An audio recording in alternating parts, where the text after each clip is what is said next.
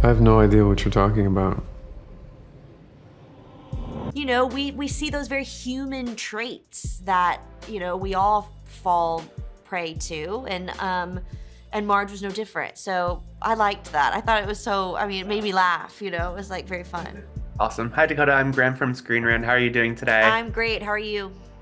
I'm good. I'm good. Good. I absolutely loved Ripley. So thank you for your time today. Yeah. My first question, Marge is pretty enigmatic when it comes to her relationships with Dickie and Tom. But there's one moment I think that reveals another layer to her when we see her reacting to the paparazzi later in the episodes. How do you approach a character that, may feel unknowable to an audience?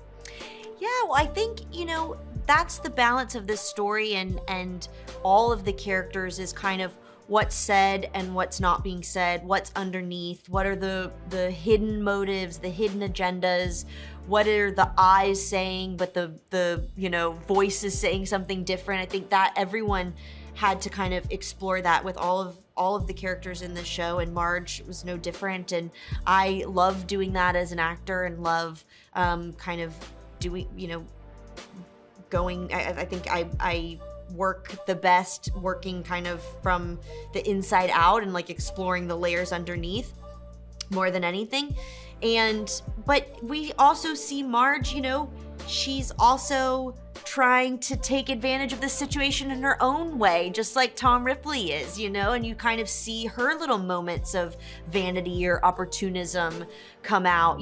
She suddenly likes Tom a little bit more when he compliments her book. I mean, and that's human. We like to be complimented. We like to feel whatever. We like to believe that somebody's telling us the truth when they give us a compliment. That's not always the case, but we see those very human traits that, we all fall prey to, and Marge was no different. So I liked that. I thought it was so, I mean, it made me laugh, it was like very fun.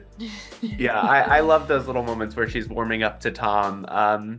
Do you think that in her eyes, Tom really got away with all of his crimes? Or do you think maybe she still has a glimmer of suspicion towards him? I think she has a glimmer of suspicion no matter what, and always will, but she knows she can't put her finger on it, and it almost needs to close the chapter, So it's like she'll just go with this version, and whether she truly believes it in her heart and soul, I don't think we'll ever know, because I don't think we ever fully know any of the characters, Everyone's kind of revealing what they want to reveal when they need to reveal it, and I think that's like the best part of it, is we really get to see what humans are capable of in a very real way. This is the situation. Definitely. And I think, to switch subjects a little bit, the last few years, scammers have been such popular fodder for like television and film. I think Netflix even has like a scammers and schemers section for their website.